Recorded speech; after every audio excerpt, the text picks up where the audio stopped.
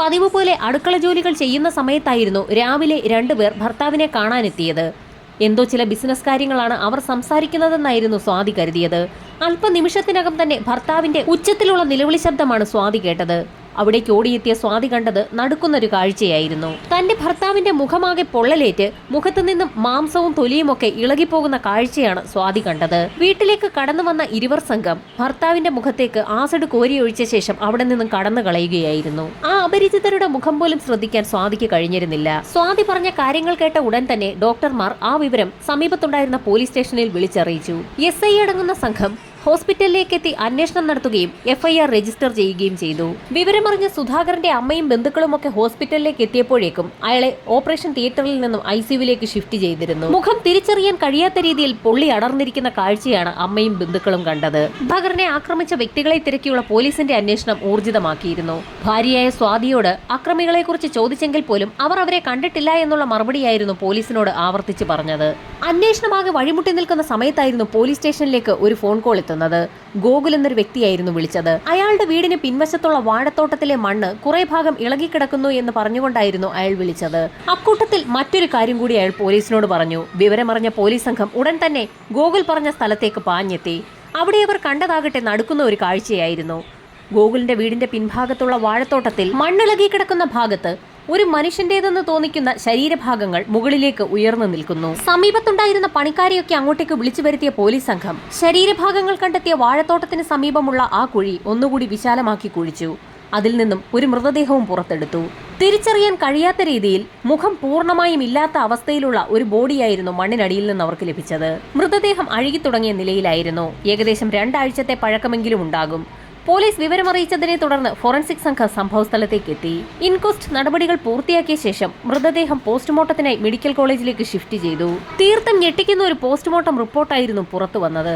അധികം മൂർച്ചയില്ലാത്ത എന്തോ ആയുധം ഉപയോഗിച്ച് അടിച്ചടിച്ചാണ് അയാളെ കൊലപ്പെടുത്തിയിരിക്കുന്നത്. അയാൾ മരിക്കുന്നതിന് മുൻപ് തന്നെ അബോധാവസ്ഥയിലേക്ക് പോയിട്ടുണ്ട്. അയാളുടെ ശരീരത്തിനുള്ളിൽ നിന്ന് അനസ്തേഷ്യയ്ക്ക് ഉപയോഗിക്കുന്ന ഒരു മരുന്നിന്റെ സാന്നിധ്യവും കണ്ടെത്തിയിട്ടുണ്ട്. ആ വ്യക്തിയെ ബോധം കെടുത്തിയതിനു ശേഷം അതിക്രൂരമായി അടിച്ചു കൊന്നിരിക്കുകയാണ്. ഫോറൻസിക് സംഘം ആ ബോഡിയിൽ നിന്ന് കിട്ടാവുന്നത്ര വിരലടയാളങ്ങളും മറ്റ് തെളിവുകളുമൊക്കെ ശേഖരിച്ചു. മുഖം പൂർണ്ണമായും ഇല്ലാത്തതിനാൽ ആരാണ് മരണപ്പെട്ടതെന്ന് കണ്ടെത്താൻ പോലീസ് ആകെ വലഞ്ഞു. ഈ സമയത്തായിരുന്നു അപ്പോളോ ഹോസ്പിറ്റലിൽ നിന്നും SIയുടെ ഫോണിലേക്ക് ഒരു കോൾ എത്തിയത്. ആശുപത്രിയിൽ അഡ്മിറ്റാക്കപ്പെട്ട സുധാകർ സംസാരിച്ചു തുടങ്ങിയിരിക്കുന്നു.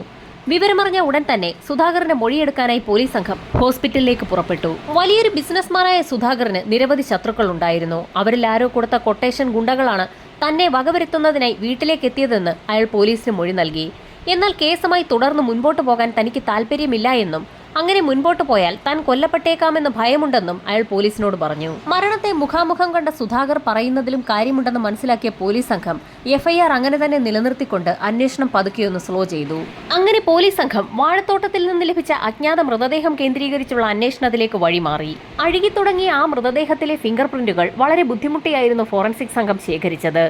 ആ വിരലടയാളം കിട്ടിയ ഉടൻ തന്നെ ഹൈദരാബാദിലുള്ള സകല ആധാർ കാർഡ് കേന്ദ്രീകരിച്ചുള്ള ഫിംഗർ പ്രിന്റുകളുമായി ഒന്ന് മാച്ച് ചെയ്യുന്നുണ്ടോ എന്ന് അന്വേഷിക്കാനാണ് പോലീസ് തീരുമാനിച്ചത്. വിരലടയാളം മാച്ച് ചെയ്യുന്നുണ്ടോ എന്ന് നോക്കിയ പോലീസ് സംഘം അക്ഷരാർത്ഥത്തിൽ നടുങ്ങിപ്പോയി. ഫിംഗർ പ്രിന്റ് മാച്ച് ചെയ്തപ്പോൾ കിട്ടിയ അഡ്രസ് ഹോസ്പിറ്റലിൽ ആസിഡാക്രമണത്തിന് വിധേയനായി കിടക്കുന്ന സുധാകരന്റേതായിരുന്നു. ആ അഡ്രസ് ഒന്നുകൂടി റീചെക്ക് ചെയ്ത ശേഷം പോലീസ് സംഘം ആ വിവരം രഹസ്യമായി തന്നെ വെച്ചു. തുടർന്ന് അന്വേഷണ ഉദ്യോഗസ്ഥൻ ഇക്കാര്യം മേലധികാരികളെ അറിയിക്കുകയും ചെയ്തു. വളരെ ഗുരുതരമായ എന്തോ ഒരു സംഭവം നടന്നിട്ടുണ്ട് എന്ന് പോലീസിന് ഉറപ്പായി. വളരെ വിപുലമായ ഒരു അന്വേഷണം നടത്തുന്നതിന്റെ ഭാഗമായി ഉന്നത ഉദ്യോഗസ്ഥരുടെ നേതൃത്വത്തിൽ അതിവിദഗ്ധരായ പോലീസുകാരുടെ ഒരു ടീം തന്നെ ഉണ്ടാക്കി. പ്രധാനമായും 2 കാര്യങ്ങൾ അന്വേഷിക്കാനാണ് ആ ടീമിന് നിർദ്ദേശം നൽകിയത്. ആസിഡാക്രമണത്തിൽ പരിക്കേറ്റ് ആശുപത്രിയിൽ അഡ്മിറ്റ് ആയിരിക്കുന്ന സുധാകരനെ കുറിച്ചും ഗോകുൽ എന്ന വ്യക്തിയുടെ വാഴത്തോട്ടത്തിൽ നിന്ന് ലഭിച്ച അജ്ഞാതമായ മൃതദേഹത്തെക്കുറിച്ചുമായിരുന്നു അത്. ഈ 2 കേസുകളുമായി എന്തെങ്കിലും ബന്ധമുണ്ടോ എന്നുള്ള കാര്യമായിരുന്നു ആദ്യഘട്ടത്തിൽ പോലീസ് അന്വേഷിച്ചത്. DCPയുടെ നേതൃത്വത്തിലുള്ള പോലീസ് സംഘം 2 ഗ്രൂപ്പുകളായി തിരിഞ്ഞു. ഹോസ്പിറ്റലിൽ അഡ്മിറ്റ് ആയിട്ടുള്ള സുധാകരനെ കേന്ദ്രീകരിച്ചുള്ള അന്വേഷണം നടത്തുന്നതിനായി ഒരു സംഘം പുറപ്പെട്ടു. ആശുപത്രിയിലെത്തിയ പോലീസ് സംഘത്തിന് ഒരു കാര്യം വ്യക്തമായി. ആസിഡാക്രമണത്തിൽ മുഖമാകെ വികൃതമായി പോയ സുധാകർ റെഡ്ഡിയെ പ്ലാസ്റ്റിക് സർജറിക്ക് വിധേയമാക്കി എന്നുള്ള കാര്യമായിരുന്നു പോലീസ് അറിഞ്ഞത്. അതിവേഗം തന്നെ ഹോസ്പിറ്റൽ മാനേജ്മെന്റുമായി പോലീസ് സംഘം ബന്ധപ്പെടുകയും പോലീസ് പറയാതെ പ്ലാസ്റ്റിക് സർജറിയുമായി മുൻപോട്ട് പോകരുതെന്നൊരു നിർദ്ദേശം നൽകുകയും ചെയ്തു. മറ്റൊരു നിർദ്ദേശം കൂടി ഹോസ്പിറ്റൽ അഡ്മിനിസ്ട്രേഷന് പോലീസ് സംഘം നൽകി. പ്ലാസ്റ്റിക് സർജറിയുടെ പേരിൽ സുധാകരന്റെ ബ്ലഡ് സാമ്പിളുകളും ഫിംഗർ പ്രിന്റുകളും ശേഖരിക്കണമെന്നായിരുന്നു ആ നിർദ്ദേശം.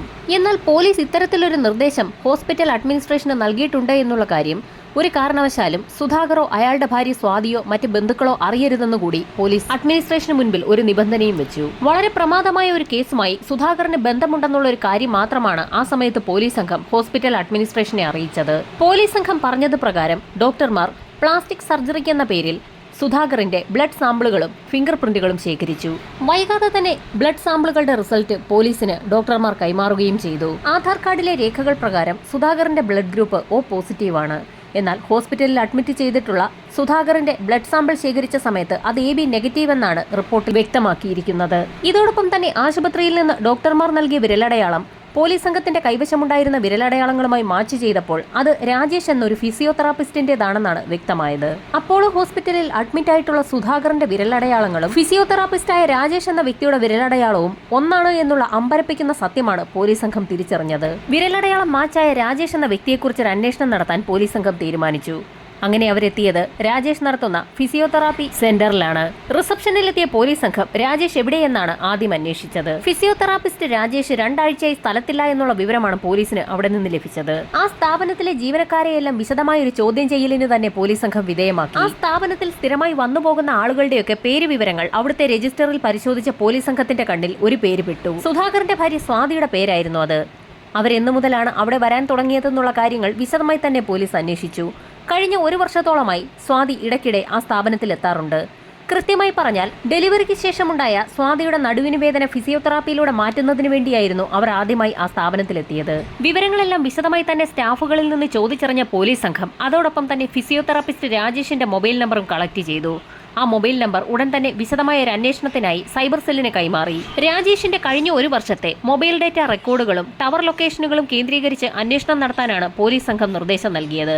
മൊബൈൽ ഫോൺ കേന്ദ്രീകരിച്ച് നടത്തിയ അന്വേഷണത്തിൽ ഞെട്ടിക്കുന്ന റിപ്പോർട്ടാണ് പോലീസിന് ലഭിച്ചത്. സുധാകറിന് നേരെ ആക്രമണമുണ്ടായതിന്റെ തൊട്ട് തലേ ദിവസം അയാളുടെ വീടിന് സമീപത്ത് തന്നെയായിരുന്നു രാജേഷിന്റെ മൊബൈൽ ഫോൺ ഉണ്ടായിരുന്നത് എന്ന് പോലീസ് കണ്ടെത്തി. അങ്ങനെ സംഭവം നടക്കുന്നതിന് തൊട്ട് തലേ ദിവസം ഫിസിയോതെറാപ്പിസ്റ്റ് രാജേഷിന്റെ മൊബൈൽ ഫോൺ സുധാകറിന്റെ വീടിന് സമീപത്തുണ്ടായിരുന്നു എന്നും അവിടെ വെച്ച് തന്നെ അത് സ്വിച്ച് ഓഫ് ആയി എന്നും പിന്നീട് അത് ഓണായിട്ടേ ഇല്ല എന്നുമുള്ള വിവരം പോലീസിന് ലഭിച്ചു. രാജേഷിന്റെ കോൾ ഡേറ്റ റെക്കോർഡുകൾ പരിശോധിച്ച പോലീസ് സംഘത്തിന് അതിൽ നിന്നും നിരവധി നമ്പറുകൾ കിട്ടി. ആ നമ്പറിലൊക്കെ വിളിച്ചു നോക്കിയ സമയത്ത് അതെല്ലാം സ്ത്രീകളാണെന്നാണ് പോലീസിന് വ്യക്തമായത്. നിരവധി സ്ത്രീകളുമായി ബന്ധമുള്ള ഒരു വ്യക്തിയായിരുന്നു രാജേഷ്. എല്ലാ കോളുകളും അർദ്ധരാത്രിയോടുകൂടിയാണ് വിളിച്ചിട്ടുള്ളത്. ആ സ്ത്രീകളിൽ മിക്കവരും വിവാഹം കഴിഞ്ഞവരുമാണ്. രാജേഷിന്റെ കോൾ ഡേറ്റ റെക്കോർഡുകളിലൂടെ കടന്നു പോകുന്നതിനിടയിലാണ് പോലീസ് സംഘത്തിന്റെ കാഴ്ചയിൽ ഒരു നമ്പറിലേക്ക് ഒരുപാട് തവണ രാജേഷ് വിളിച്ചിട്ടുണ്ടെന്നുള്ള കാര്യം മനസ്സിലായത്. സുധാകറിന്റെ ഭാര്യ സ്വാതിയുടെ നമ്പറായിരുന്നു അത്. സ്വാതിയോട് രാത്രികാലങ്ങളിൽ മണിക്കൂറുകളോളം രാജേഷ് സംസാരിച്ചിട്ടുണ്ടെന്നുകൂടി പോലീസ് കണ്ടെത്തി. സ്വാതിയെ നേരിട്ട് കാണാൻ തീരുമാനിച്ച പോലീസ് സംഘം ആശുപത്രിയിലെത്തുകയും സുധാകരനൊപ്പം മുറിയിലുണ്ടായിരുന്ന സ്വാതിയെ പുറത്തേക്ക് വിളിച്ചു വരുത്തുകയും ചെയ്തു. പുറത്തേക്കിറങ്ങി വന്ന സ്വാതിയോട് ഒരു രാജേഷിനെ അറിയുമോ എന്ന് പോലീസ് ചോദിച്ചപ്പോൾ ഏത് രാജേഷാണെന്നായിരുന്നു അവൾ പോലീസിനോട് തിരിച്ചു ചോദിച്ചത്. ഫിസിയോതെറാപ്പിസ്റ്റ് രാജേഷിനെ അറിയുമോ എന്ന് പോലീസ് കൂട്ടിച്ചേർത്തപ്പോൾ സ്വാതി ഒന്ന് പതറിയെങ്കിലും തനിക്ക് പരിചയമുണ്ടെന്നും അവരുടെ തെറാപ്പി സെന്ററിൽ താൻ സ്ഥിരമായി പോകാറുണ്ടെന്നും പോലീസിനോട് അവൾ പറഞ്ഞു. സ്വാതിയുടെ പതർച്ച കൃത്യമായി തന്നെ പോലീസ് നോട്ട് ചെയ്യുകയും ചെയ്തു. രാജേഷ് എവിടെയാണെന്ന് അറിയുമോ എന്നുള്ള പോലീസിന്റെ ചോദ്യത്തിന് 2 ആഴ്ചയായി തന്റെ ഭർത്താവിന് സുഖമില്ലാത്തതിനാൽ ക്ലിനിക്കുമായി താൻ ബന്ധപ്പെട്ടിട്ട് കുറച്ചു ദിവസമായി എന്നായിരുന്നു സ്വാതിയുടെ മറുപടി. സ്വാതിയുടെ മൊഴി രേഖപ്പെടുത്തിയ പോലീസ് സംഘം അവിടെ നിന്ന് മടങ്ങുകയും അവർ അതുവരെ കളക്ട് ചെയ്ത മുഴുവൻ കാര്യങ്ങളും DCPക്ക് മുൻപിൽ അവതരിപ്പിക്കുകയും ചെയ്തു. തുടർന്ന് സ്വാതിയെ കസ്റ്റഡിയിലെടുക്കാൻ തീരുമാനിച്ച പോലീസ് സംഘം തങ്ങൾക്ക് ചില കാര്യങ്ങൾ ചോദിച്ചറിയാനുണ്ടെന്നും ഒന്ന് സ്റ്റേഷൻ വരെ വരണമെന്നും ആവശ്യപ്പെട്ടുകൊണ്ട് സ്വാതിയെ പോലീസ് സ്റ്റേഷനിലേക്ക് വിളിച്ചു വരുത്തി. പോലീസിന്റെ പല ചോദ്യങ്ങൾക്കും തനിക്കൊന്നും അറിയില്ല എന്നുള്ള ഉത്തരമായിരുന്നു സ്വാതി നൽകിയത്. മണിക്കൂറുകൾ പിന്നിട്ടിട്ടും സ്വാതിയുടെ കയ്യിൽ നിന്നും ഒരു വിവരവും ലഭിക്കാൻ പോകുന്നില്ല എന്ന് മനസ്സിലാക്കിയ DCP വളരെ നിർണായകമായ ഒരു തെളിവ് സ്വാതിക്ക് മുൻപിൽ അവതരിപ്പിച്ചു. ഹോസ്പിറ്റലിൽ ചികിത്സയിൽ കഴിയുന്ന സുധാകറിന്റെ വിരലടയാളം മാച്ച് ചെയ്തു നോക്കിയ സമയത്ത് ആ വിരലടയാളങ്ങൾ ഒരു ഫിസിയോതെറാപ്പിസ്റ്റ് രാജേഷിന്റെ വിരലടയാളങ്ങളുമായി മാച്ച് ചെയ്യുന്നത് തങ്ങൾ കണ്ടെത്തിയെന്ന് പോലീസ് പറഞ്ഞതോടുകൂടി സ്വാതി ആകെ അമ്പരന്നു. സുധാകറാണെന്ന് പറഞ്ഞുകൊണ്ട് ഹോസ്പിറ്റലിൽ അഡ്മിറ്റ് ആയിരിക്കുന്നത് രാജേഷ് ആണെന്ന് തങ്ങൾക്ക് മനസ്സിലായെന്നും ഫിസിയോതെറാപ്പിസ്റ്റ് രാജേഷ് എങ്ങനെയാണ് സുധാകറിന്റെ വേഷത്തിൽ അവിടെ എത്തിയതെന്ന് മാത്രം പറഞ്ഞാൽ മതിയെന്നും DCP പറഞ്ഞതോടുകൂടി താൻ പിടിക്കപ്പെട്ടു എന്ന് സ്വാതിക്ക് മനസ്സിലായി. പോലീസിന്റെ ചോദ്യം ചെയ്യലിന് മുൻപിൽ പിടിച്ചു നിൽക്കാൻ കഴിയാതെ സ്വാതി പല കാര്യങ്ങളും പറഞ്ഞു തുടങ്ങി. ഡെലിവറിക്ക് ശേഷമുണ്ടായ നടുവേദന മാറ്റുന്നതിന് വേണ്ടിയായിരുന്നു ഫിസിയോതെറാപ്പി സെന്ററിൽ സ്വാതി എത്തിയത്.